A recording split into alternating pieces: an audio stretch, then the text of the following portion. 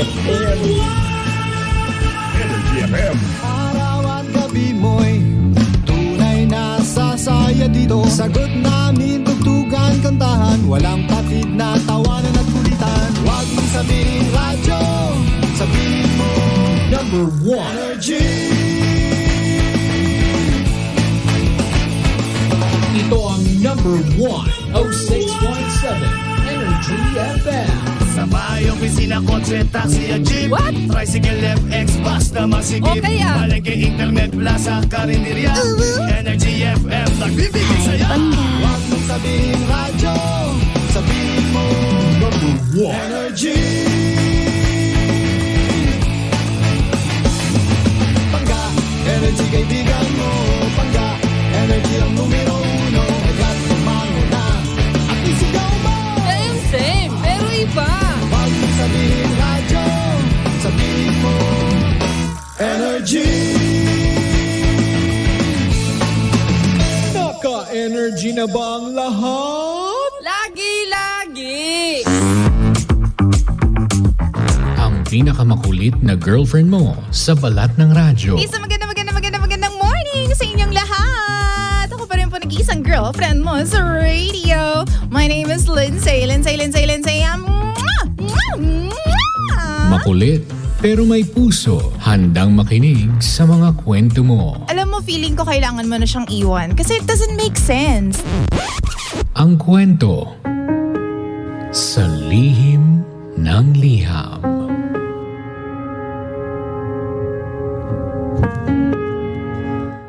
Mahal kong Lindsay. Magandang araw po sa lahat ng nakikinig dito sa Lihim ng Liham. Actually, mga 5 months na po ako nakikinig sa inyo tuwing umaga. Kaya nga naman, nahawaan ko na rin po ng hobby ko ang mga tao dito sa bahay. Nga pala, itago niyo na lamang po ako sa pangalang Hailey. Honestly, DJ Lindsay, hindi ko alam kung makakatulong ba sa akin itong pagsulat at pagsasabi ng problema ko. Isa lang po ang sigurado para sa akin. Kailangan ko po ng advice ninyo.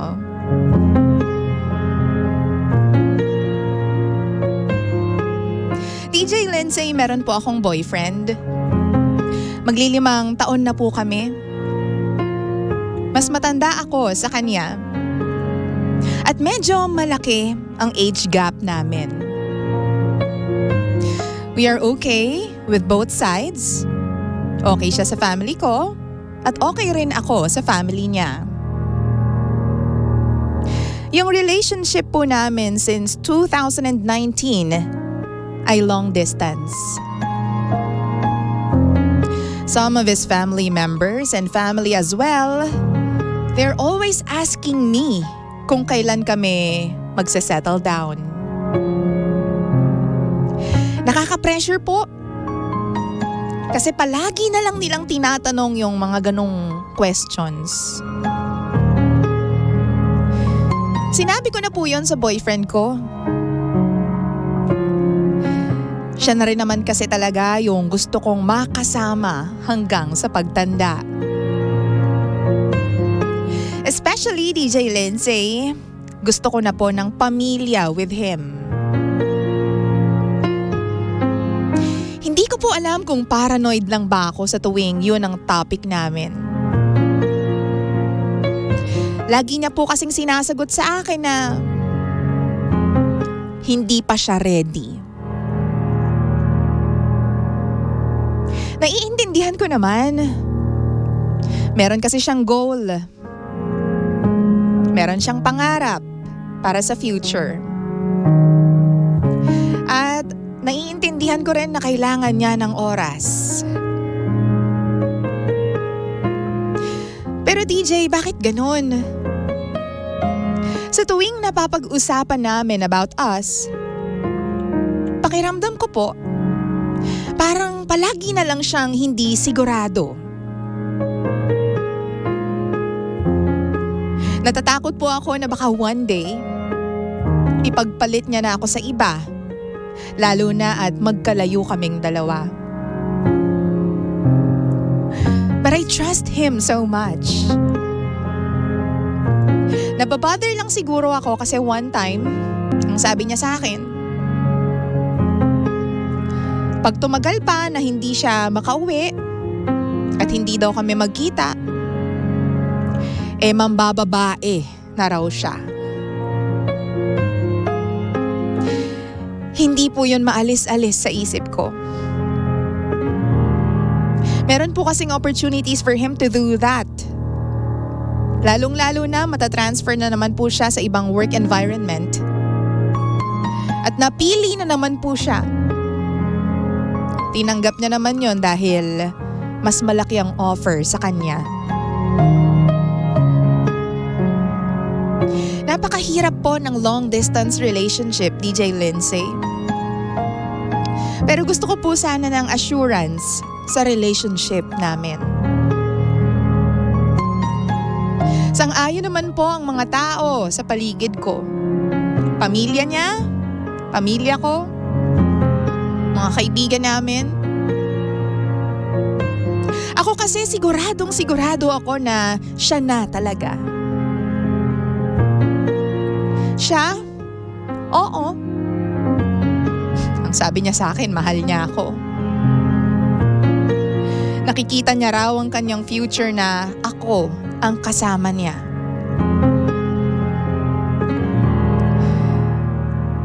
Pero bakit ganun? Sa tuwing merong opportunity, palagi niyang ginagrab. Yun din kasi yung dahilan kung bakit hindi kami magkita-kita at hindi kami nagkakasama. Tapos biniro niya pa ako noon na maghahanap na raw siya ng iba. Feeling ko kasi kapag biro, medyo totoo eh.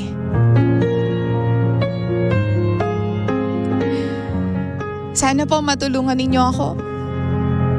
Ano ba ang kailangan kong isipin at gawin? DJ Lindsay, ito po ang lihim ng aking liham.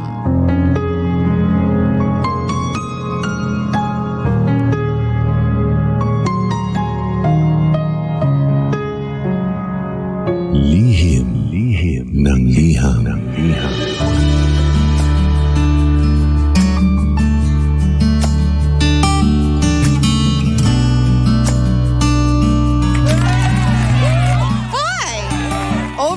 Malala ang ate mo. Diba? Overthink to the next level. Oo. Kakaloka. Biruin ka ba naman ng gano'n ng jowa mo? Sa LDR pa kayo? Ay, naku, sinasabi ko sa'yo. Baka nakipag-break ako. Oo, on the spot. Diba? Wait lang nga pala. Ito si Kuya Zosimo Bolima Jr. Ikaw po yung nanalo ng 500 pesos kanina pero hindi ka tumawag sa akin. Sige, tatawagan na lang kita mamaya. Oo. Tapos, 200 pesos na nga lang yun, kuya, no? Pero okay lang, at least meron kang pambili ng bigas. Yung bigas ng sabi, ay pwede daw maging 34 to 36 pesos lamang. Hello po sa mga mahilig po sa kanin. Kanin is life. Ay, nako, nakakaloko. Basta tatawagan kita para sa pang-cash or pang-cash on-air promo, Kuya Zosimo Bolima Jr. maya-maya ng konti. Okay? Ang pinakasikat na FM. Energy FM. Hoy, good morning naman sa mga tulad ni Hailey na talagang overthink malala talaga ang kembot sa buhay. Sino ba naman ang hindi mag-overthink bakla? Biruin ka ba naman ng gano'n ng boyfriend mo? Diba naman bababain lang ako. Oo. Yan yung mga, alam mo sa totoo lang, sorry talagang ako kasi pikon ako sa mga bagay-bagay. Lalo na, well, napipikon lang naman ako, diba, kapag importante sa akin yung tao. Or if I value yung mga sinasabi niya. So yun, ako napipikon ako, mabilis ako mapikon sa mga ganyan, yung mga ganyang biro. Sabi nga sa inyo wag akong bibiruin kasi madali akong maniwala. Oo. Tapos minsan, di ba, pag nagbibiro yung mga tao tapos hindi maganda yung bato ng biro, ay talagang, nagbabago talaga yung mood. Sorry na. Pero kasi ito, hindi talaga siya magandang biro, no? Lalong-lalo na long distance relationship kayo. Kasi kung ayaw na, kung hindi na kaya, no? Sabihin na lang. Oo. Wow! Di ko rin talaga alam. Pero siguro, isipin na lang natin na baka, alam mo yon, pinapahabol ka lang ng boyfriend mo. Ganyan. O di kaya naman, wala lang, tamang biro lang talaga. Sabi nga sa'yo, ang mga lalaki talaga minsan, hindi sila nag-iisip ng mga sinasabi nila. Basta na lang makapagsalita na lang, mema na lang, ganyan. Oo. Sa kanila kasi, for some people, for some men actually, minsan walang meaning sa kanila yon. Plain biro lang yon. Talagang period, biro lang yun. Joke, it's not meant to be taken seriously. Pero sa ating mga babae kasi, lahat dinadamdam natin, lahat kinakarir natin eh. Hindi naman kita masisi. Kasi tayo mga babae, syempre mas advanced tayong mag-isip sa mga lalaki. Diba? Okay naman yung sinabi mo sa kanya na gusto mo nang mag-settle down, talagang pinarating mo sa kanya yung gusto mong, yung nararamdaman mo at gusto mong maiparating sa kanya na, uy, gusto ko na magkapamilya with you, magkapamilya na tayo. And siya din naman, ganun din naman, no? Ikaw na yung nakikita niya sa future niya. So, feeling ko talaga, although they say na kapag ang joke ay binitawan, sometimes it's half meant. Pero yun nga ang keyword doon is sometimes, di ba? Yun nga lang, kapag mali nga talaga ang bato ng biro, lalo na yan, long distance relationship, hindi kayo nagkikita, hanggang video call, video chat, tama, puro chat at videos lang kayo, di ba? Ang hirap eh. So, talagang mag-overthink ang mga babae sa ganyang paraan. At wala kang magagawa talaga, ate, kundi pagkatiwalaan yung sarili mo at yung jowa mo. Pagtiwala ka lang talaga, lalo na kung sinasabi mo na, diba, siya na talaga yung gusto mong makasama habang buhay. At doon sa tanong mo na bakit kasi grab siya ng opportunity, kaya hindi kami nagkikita, oo. Hindi, bakla ka ba? Sa dinami-dami ng taong naghihirap sa mundo, yun sa kanya, trabaho na yung lumalapit, opportunity na yung kumakatok sa kanya, hindi niya pa ba i-grab yun? Diba? Ikaw na nagsabi na meron siyang pangarap sa buhay. Alam mo ba, nakukonti lang sa mundong ito ang nabibigyan ng pagkakataon na maabot yung pangarap nila. Yung iba, hirap na hirap pa. Oo. Kaya, wag mong i-take yun against him na the reason why you guys feeling mo hindi nagwo-workout is because dahil sa trabaho niya. 'Di ba? Wag ganun te. Kasi meron siyang timeline eh. Ikaw din naman ang benefit diyan in the long run, 'di ba? Pag naging successful na siya at naging financially free na kayo, 'di ba? Because of his hard work, kayo din, pamilya mo rin yung magbe-benefit diyan. Yung pamilyang bubuuin mo rin ang magbe-benefit diyan. Kasi may sarili siyang timeline eh, 'di ba? Parang ginagandahan niya yung buhay niya. 'Di ba? In his own time, in his own rhythm. So wag mo naman ilayo sa kanya yon or wag mong 'di ba, i-deprive sa kanya yung mga ganong bagay. Wow. Kasi definitely kapag pinapili mo siya, ako o yung trabaho mo, humanda kang mawala ng jowa. Oo. Imbis na maikakasal at magsisettle down na kayo, humanda kang mawala ng jowa. Oo. Hindi tama eh, 'di ba? Ano bang masasabi niyo mga pangga? Baka naman kasi, di ba, gusto niya makarinig ng mga advice talaga, friendly advice. So, halika bigyan natin siya ng friendly advice mula sa inyong madlang pangga. Kasi yun, para sa akin lang naman yun, di ba? So, ano bang masasabi ninyo? Sabi po dito ni Jeff, hi DJ, Girl Trends Lindsay. Hoy, ano yun? Girl Trends Lindsay. Hindi pa handa magpamilya yung jowa niya. Gusto lang niyan sa buhay ay magpayaman na muna. Diba? Siguro talagang ang hindi pa handa. Thank you, Jeff, ha? Tama ka dyan, friendship, Jeff. Kasi may mga pagkakataon talaga na kapag sinabi mong hindi ka pa handang magpakasal, sa mga lalaki kasi, baka nakakalimutan natin. Tayo kasi mga babae, may expiration date ang ating mga matres at fallopian tube, di ba? Mga ovaries natin. Meron tayong sinusunod na timeline, depende sa biological clock natin. 'Di ba? Maraming beses na ito nasabi ng kung sino-sino, pero uulitin ko rin. Ang mga lalaki, magsisettle down lang yan kapag financially stable na siya.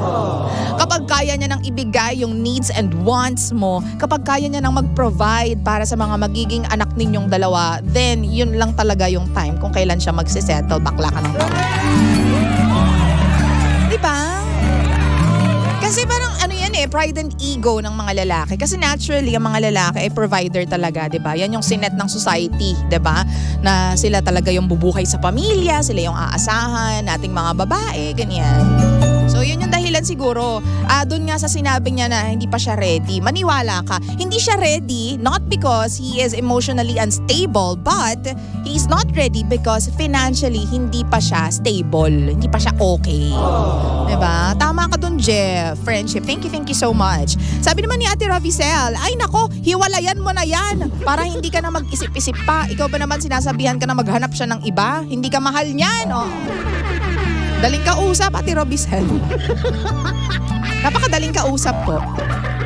Sabi ni Peters Meng, marry when you are financially ready.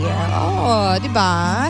Hello naman kay Bong Alanis. Good morning from Bicol po. Hello, good morning. Oo. Sabi ni Marilu, huwag ka nang mag-overthink dahil para sa inyo din naman ang mga pinagsisikapan niya. Diba? Sabi naman ni Lexi, hindi pa niya siguro bet mag-settle down. Nag-i-enjoy pa siya sa pagiging buhay binata niya. Oo. Ano pa ba sabi dito ng mga pangga natin?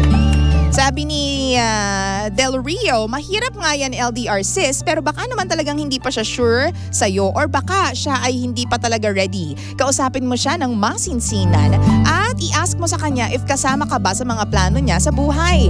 Tell him na mahirap at parang hindi ka na happy sa situation. Also pray kay God for His guidance all the time. Diba? Sabi naman ni Alvin Kuwa, kung hindi ka comfortable sa joke ng boyfriend mo, tanungin mo para makuha mo ang sagot. Oo. Sabi naman ni Elsie Gamosa, pag-usapan nyo ng maayos. Maganda pag maging open kayo sa isa't isa. Definitely. Diba? Yun yung pinakamaganda doon. Mag-usap kayo. Diba? Mag-usap kayong dalawa. Sabihin mo sa kanya na, alam mo, hindi ako komportable doon sa joke na binitawan mo mga few weeks back or a few months back. Sobrang napabother ako. Bakit mo ginoke yun? Do you really mean it? Oo. Talaga ba? Mambababae ka? Yung totoo lang. Di syempre, feeling ko pagtatawanan ka lang niyang jowa.